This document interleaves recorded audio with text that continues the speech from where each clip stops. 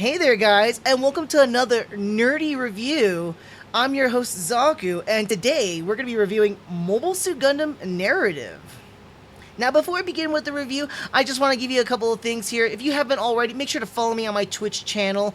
And then if you're watching this on YouTube and you're not watching it live like you are on Twitch, then you can definitely like this video, subscribe to my channel, leave a comment down below. Let me know what you think about my review or your thoughts on the movie itself. If you're on the live stream, please leave a comment. I'm trying to point towards the comment side. Leave a comment down below as well. I will respond to them. I got my little Twitch app here going, so I can see you guys whenever you message me. And then definitely too, if you're not in the aware when I make my posts or anything like that, or when I go live, you can follow me also on Twitter. That's where I make announcements of when I go live, my schedules at times, and even some random things here and there as well. So with that said and done, let's go ahead and begin with the review here. So I just want to preface this with the story, as I always go for that first thing, with Mobile Suit Gundam Narrative. So this series takes place in Universal Century 0097, 1 year after the event of Unicorn Gundam. Federation forces team up with the Luau Company in a race against Neo-Zeon sleeves, or remnants of them, in the attempt to capture this elusive and mysterious Phoenix Gundam. Dun da da! That's the gist of the story. Actually, surprisingly enough, when it comes to a story within the Gundam franchise, and I give these little plot lines, right? Or at least the synopsis of it. Usually it's an evolving story, right? Unfortunately, Gundam Narrative does not evolve beyond what I actually just gave you. Literally, that is what the whole entire movie is about. Them hunting down and trying to capture the elusive Phoenix Gundam, or Unit 3. So I just want to talk about some fun little points here and there. So I do want to say, like I mentioned earlier in the live stream portion, this is actually the first time I'm watching this movie. This movie originally came out a few years ago, back in Japan, on November 30th of 2018. It did get a full theatrical release. It was huge from what I can understand and what I can remember. I always wanted to watch it, but I never got a chance to. So it did come out towards the state-wise. It had a limited release with Right Stuff releasing it through their website, and then kind of trickled to like Amazon and stuff like that.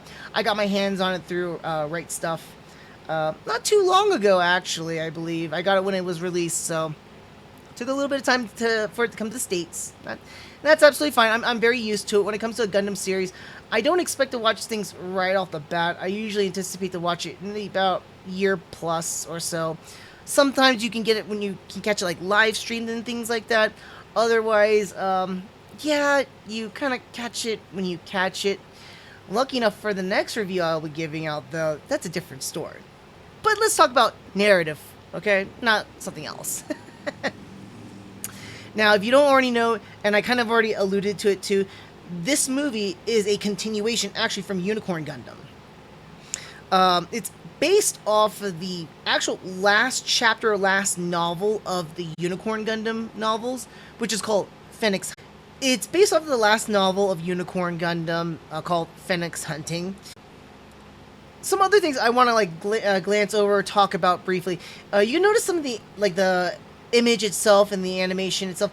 Actually, this is very, very accurate to what you're going to be watching in the movie itself. The animation is very much like this, but a little bit more smoother textures and a lot better in the coloring. Looks a bit discolored from what I can see here. And a lot of the mecha animation looks to be kind of like this 3D. So if you really just take this as the image itself, it's very much this, again, blend between the 2D and the 3D from what I can see here. It's not bad. I think it's some solid quality animation. I like that a lot. The 3D portions are a little bit off-putting at times. It's not terribly that bad, not like in the terms of Origin, for an example, where, you know, the mobile suits would just stand out too much in the animation, or in the realm of the regular 2D animation. But it doesn't do that terribly bad, and you don't often see them together with the animation. Usually they're separated. You'll get your 2D animation away from the mobile suits, and you'll get the mobile suit 3D animation with each other, not with the 2D animation. So that's something positive, in my opinion. At least it doesn't break away from that movie magic of, you know, mise en scène. Now, in terms of the voice acting, it's not bad. I just feel like some of the characters don't, like some of the voice actors don't fit the characters that well. Otherwise, like most of the cast sounds pretty decent for the most part. In this case here, I'm actually talking about these two particular characters.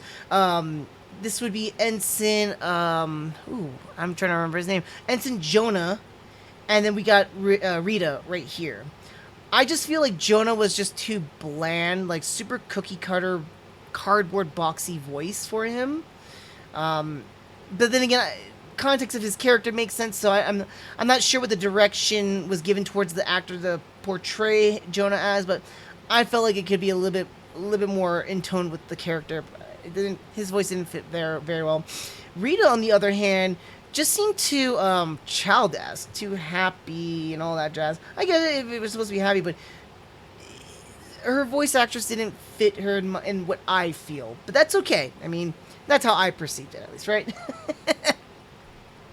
Another all-right aspect of this movie was the music. It wasn't really that involving or driving in the film. There are some good moments where the music does have some good implementation, but most of it's very subtle-based music, atmospheric, so it doesn't really feel too intrusive in the movie. So if you don't really care too much music, or you don't really feel that music is really a driving point for you, this movie doesn't really have a whole lot that really resonates, if that makes sense. So one of the bigger points I really want to talk about was that narrative feels more like a conclusion to Unicorn Gundam, which is a little bit weird.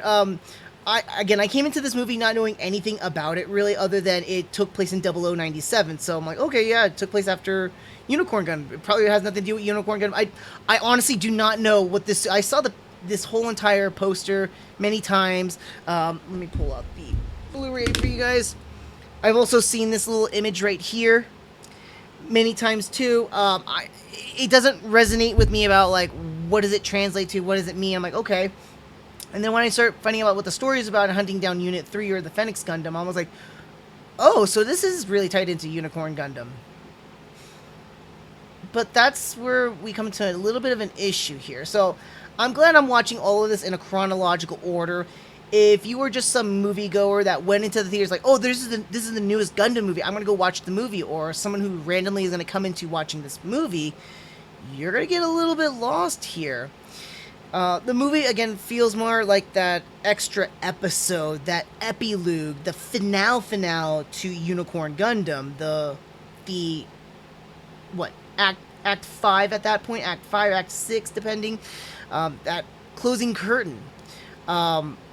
We primarily focus on our three characters right here of Michelle, Rita, and Jonah, the miracle children who grow up, and now we're following them trying to chase down the elusive Phoenix Gundam.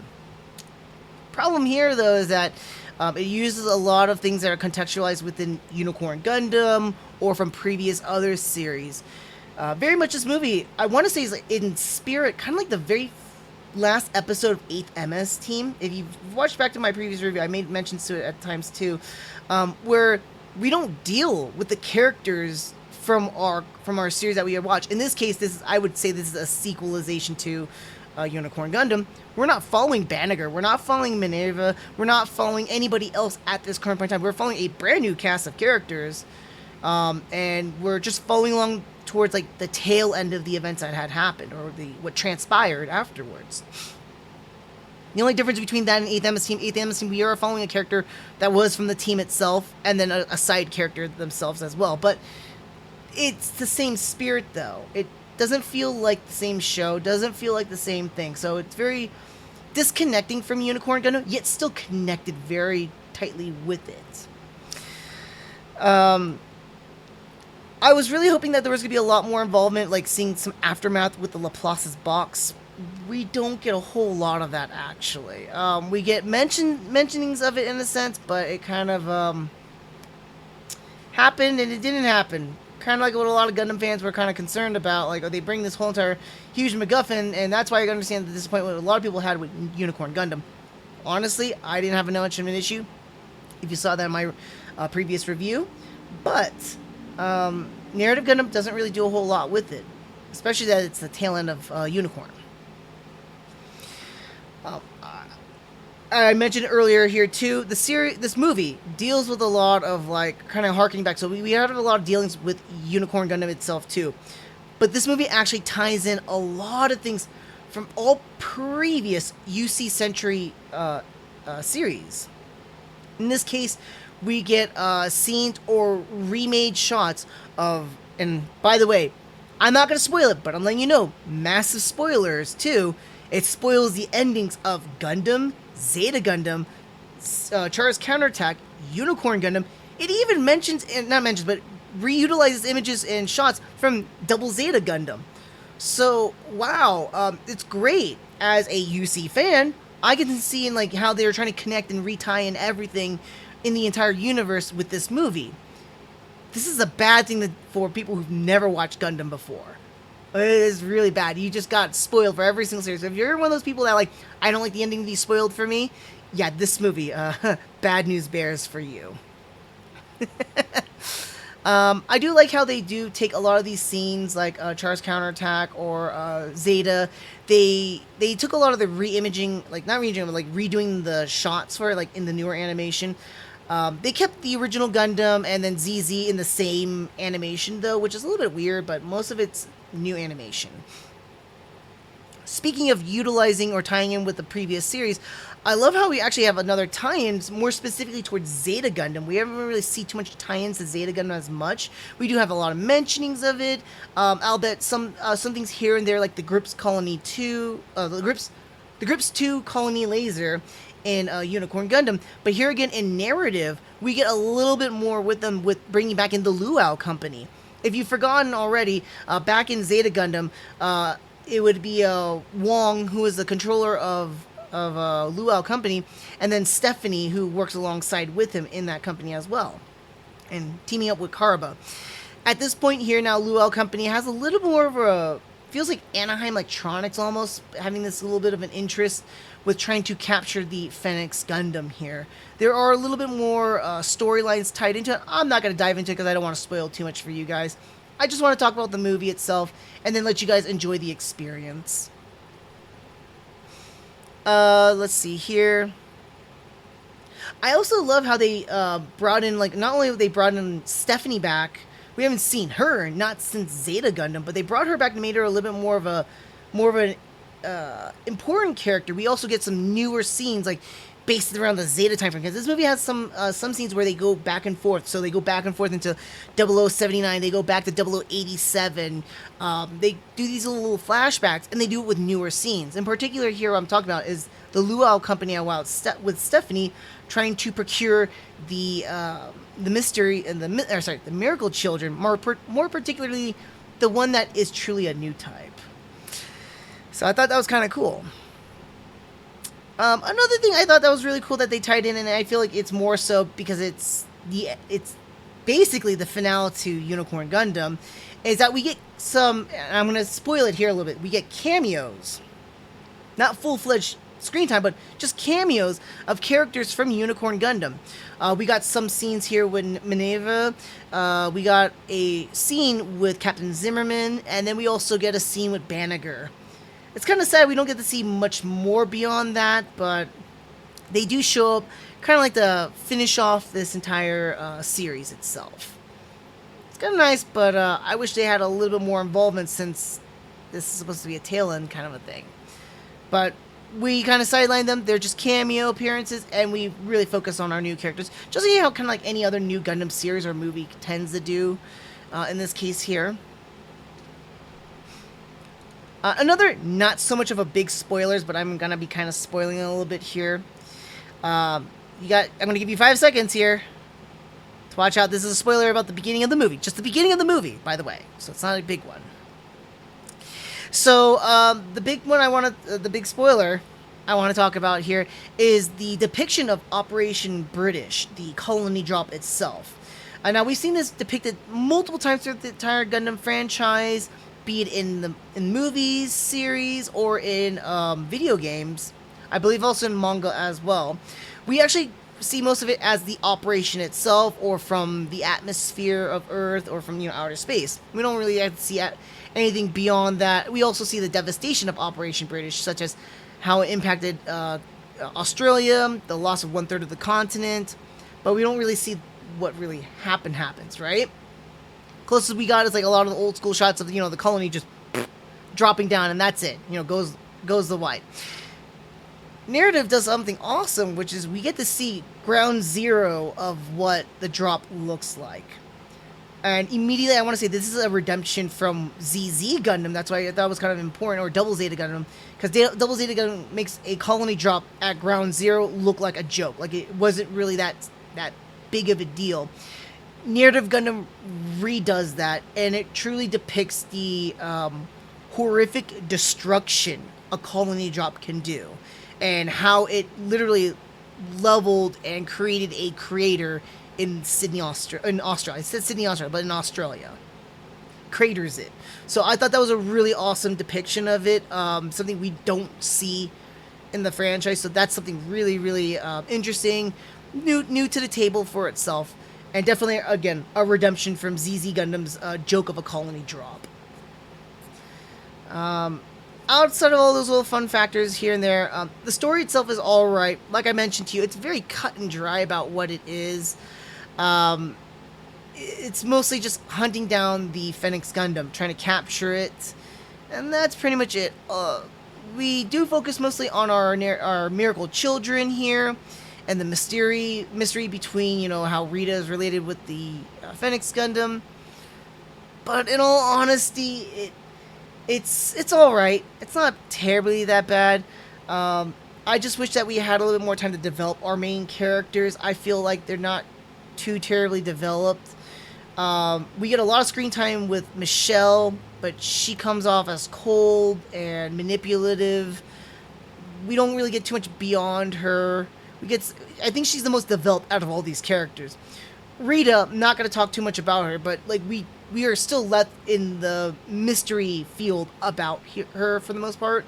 There are some things we do learn about her throughout the entire movie, but she's relatively mysterious, kept as a one-dimensional kind of character.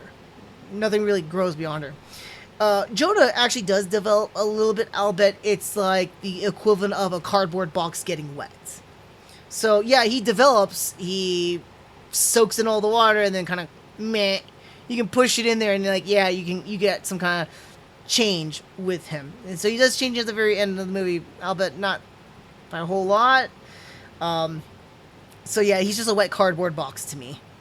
Very boring of a character, not that interesting. Quite literally, he gets pushed around too much, and it's not that much of an interesting character to follow. But last one I want to talk about is the main antagonist, Zoltan. Sultan! Oh, wait. This is not Dude, Where's My Car? Sorry about that, guys. Actually, I think we do have a little shot of Zoltan. Yeah, he's right here, actually. This is Zoltan right here. Let me try and hopefully this is gonna focus on him a little bit. But he's a real he's an extreme character. I haven't seen an extreme character like him ever, really. I mean, there's some characters that come into my mind that are extreme, but not as. They usually come off as annoying, right? And he just comes off really extreme. I get that, and somewhat of a spoiler, Cyber Newtype. That's another thing I will be talking about in just a short bit here, but I just want to talk about Zoltan real quick, though. Is that, yeah, he's a little bit crazy because he is crazy. I'm sorry, he's crazy because he's a Cyber Newtype. But I just feel like they could have done a lot more with this villain, especially what they were trying to go with the total aspect of the next part here, which was this is very much a Newtype story. Most Gundam movies or series tends to revolve around Newtypes in a sense, but it's more like a developmental, so it's like a slow ramp up, but you never really get that high up. You just kind of like ramp up to here, right? And then in certain series, like the original Gundam, the very end of Zeta, I would say at portions of Double Zeta, and not even a whole lot, but in Charge Counterattack 2, you get some really crazy Newtype moments. Oh, I will say also in Unicorn Gundam 2, really, really crazy Newtype moments. This now is completely revolved around the concept about Newtypes. Not concept, sorry, but like Newtype characters, and it gets really, really out there. It gets really, really trippy, gets a little bit meta at times. Meta in the concept of the whole entire Gundam franchise. So that's kind of a cool, interesting thing about that one there, which is also a good thing about newcomers. So I wonder how people who came to watch this in the movies, who never watched Gundam before, watch this and how they would react to it. And not understand anything about like Newtypes and cyber Newtypes, because it gets kind of weird and crazy out there. It borderlines into super robot territory is what I like to call it. I mean, like, I get with the whole Newtype stuff or whatnot, but this movie really takes that to almost a bridge too far and makes it almost super robot-esque with the whole Newtypes and mobile suits and stuff like that. I mean, we already kind of got that in several portions of the Gundam franchise, but this one takes the cake. Besides Unicorn Gundam. Yeah. That's the best way I could put it. For me, at least, because I've been watching this in a nice chronological order, not of release, but in the timeline of the series, this makes absolute sense. The characterizations and mannerisms between, like, Zoltan and our miracle children right here makes a lot of sense to me. Their mannerisms, their behaviors, how they develop from, and we see them like, actually we don't see them as kids. This is when they're like teenagers, and then of course this is when they're adults, you know. And we get to see all these kind of developments with them, and for me it makes a lot of sense. Like, okay, being a new type or being treated like a new type, those sort of things, all that transgressed and made a lot of sense to me. People who don't know about new types or haven't really watched many of the previous Gundam series, especially, I would say, around, at least, the Mobile Suit Gundam trilogy movies, Zeta, Double Zeta, and Char's Counterattack, will get lost with this. I will guarantee you will get lost with this and find this a very confusing movie at times.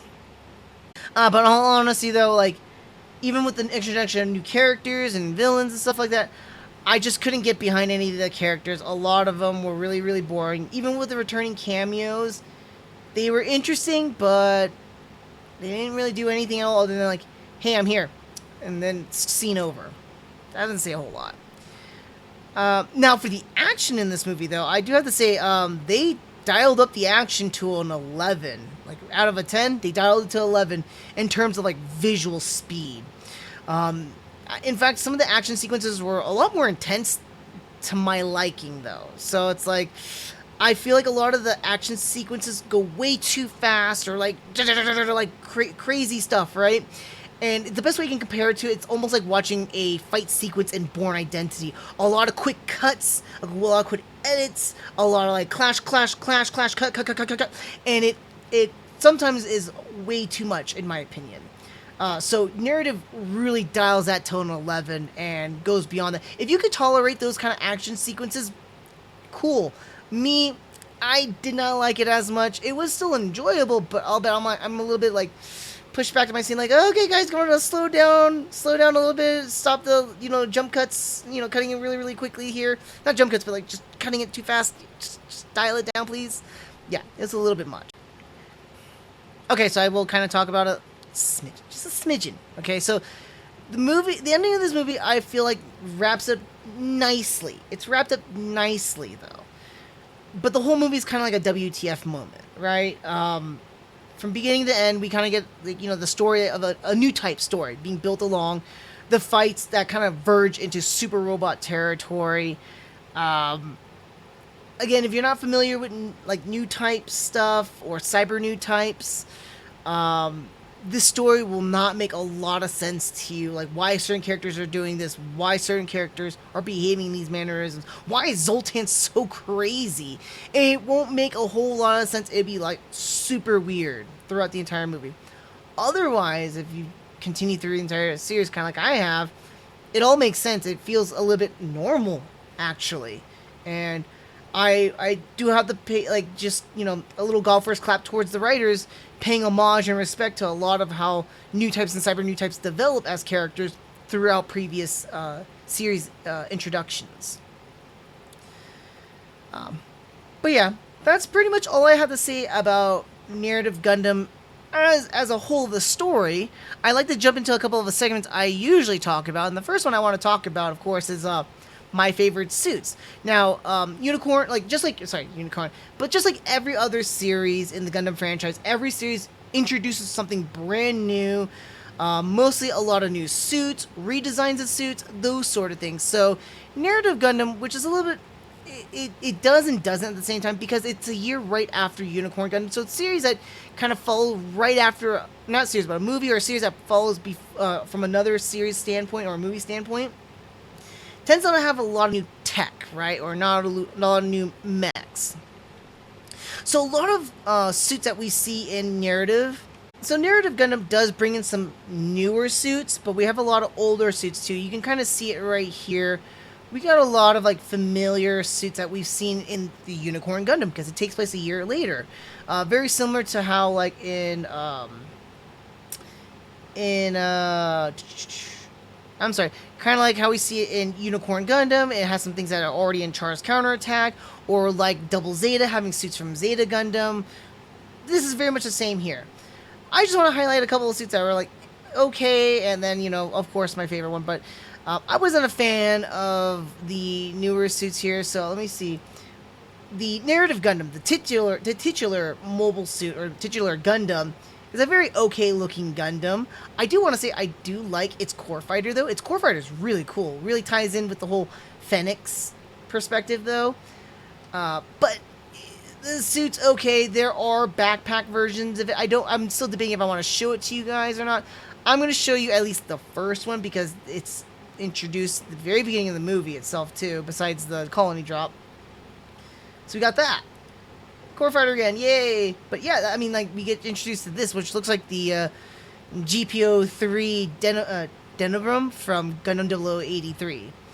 But yeah, I mean, that's the only one. I'm gonna not show you these ones, just to not spoiler. There we go. If you pause it, you can catch it. But yeah, Narrative Gundam is very okay. Even in its final form, it's really forgettable. Then we have the Gustav Karl. Very bulky suit. It looks like a beefed up, super beefed up Jigen. I kind of like it. I kind of like the bulky design. It's very interesting. I'm just kind of surprised that this suit moves incredibly fast. And, you know, let's see if we can pull up the narrative. There we go. That's more akin to it. Dude, look at that. It lost some of the textures and designs, actually, from Unicorn Gundam.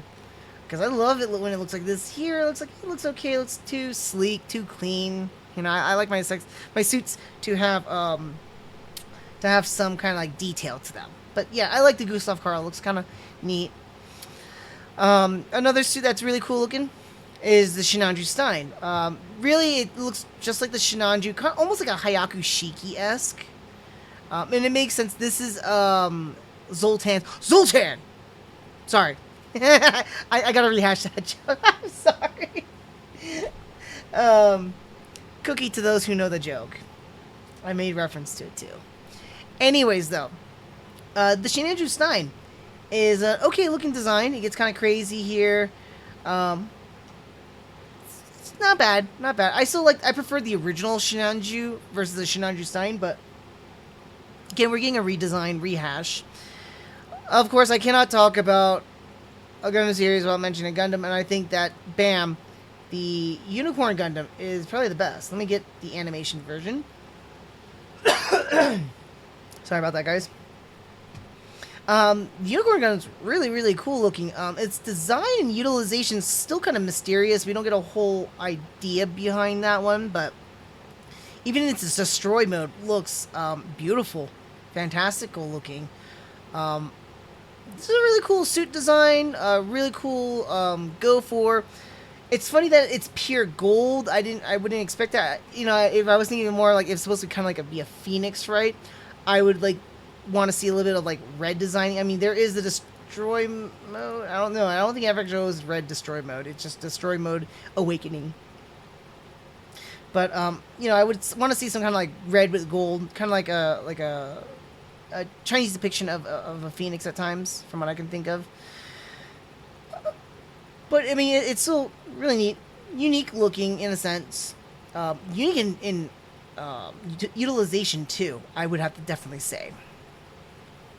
But yeah, I mean, the Phoenix Gundam, or Unicorn Unit 3 Phoenix Gundam, it's a really cool one. That's the one I like the most from the entire movie itself. Not saying a whole lot. Again, this movie doesn't bring a whole lot of new suits to the table. We get like Narrative Gundam, we get the Shinandra Sun, which is a redesign. There is the Neo Zeong 2, but that one's more like a rehash. And of course the Phoenix Gundam. But that's all I gotta say when it comes to the suits of Narrative Gundam. Some of my favorites, some of the ones I just want to just kind of mention here and there. So let's go ahead and start off with my next segment that I love to do, which is I'm new to the Gundam franchise. Should I start with Gundam Narrative first? Absolutely no. Like I mentioned earlier in the review here, Gundam Narrative is basically like the final or epilogue episode to Unicorn Gundam. So Unicorn Gundam is a requirement to watch. While Laplace's Blocks' incident doesn't play any real importance towards the storyline here, what makes it important though is that the concept of Newtypes and what they do, or what revolves around Newtypes in the Unicorn Gundam story, plays pivotal moments, especially in narrative. That being said too, this movie spoils a lot of previous Gundam series in the UC timeline and utilizes a lot of storylines and what we are already familiar with when it comes to Newtypes and cyber Newtypes. In fact, this movie feels very much like a fever dream for Newtypes and cyber Newtypes. And if you have never seen any of the previous Gundam series before, especially when we build up towards the end of the movie, it becomes like one crazy acid trip that doesn't make any sense. That none of the characters' actions or motivations or their interactions with each other make sense at all. So definitely this is not a movie I would recommend to anybody who's coming into the Gundam franchise for the first time. Absolutely not. And as for the overall, Mobile Suit Gundam Narrative is a decent movie, but you're going to have to do a lot of groundwork in the Gundam franchise, primarily in the prior UC century, to get a lot of sense or enjoyment out of this movie. For what it's worth, though, it's a good closing chapter on Unicorn Gundam, and it's an enjoyable movie if you watched every other series up until this point. Beyond that, the story is pretty straightforward, albeit with a lot of crazy Newtype and cyber Newtype stuff, and some beyond intense action sequences. All of this, though, is marred down by subpar forgettable characters and lack-worthy character development. That said, Mobile Suit Gundam Narrative gets a 3 out of 5. I do have to say, with Narrative, it was a not that bad of a movie. Makes a lot of sense when you watch everything else priorhand. Pays a lot of respect to the Gundam franchise itself. But if you never watched any of the previous stuff, you are going to be lost. And I, again, question, what was the Japanese audience like who've never watched Gundam, watched that movie in the theaters? And I want to know what they thought of it. Because they probably was like, wait, what? Anyways, if you haven't already, make sure that if you're watching this on Twitch, make sure to follow me on my Twitch account here. If you're watching this on YouTube, like this video, subscribe to my channel, and comment down below. Let me know what you thought about the movie. Did you like the movie? Did you like, or what you thought about my opinion about the movie? Leave a comment down below. I want to hear from you guys. And definitely, if you want to keep making sure to follow me, or when I'm going live, essentially, you can follow me on my Twitter account. On my Twitter account, it's when I make posts or announcements when I'm going live, when I'm reviewing next, and sometimes some random things here and there as well. With all that said, I do want to thank you guys for watching this review, and until the next one, see you next time. Take care.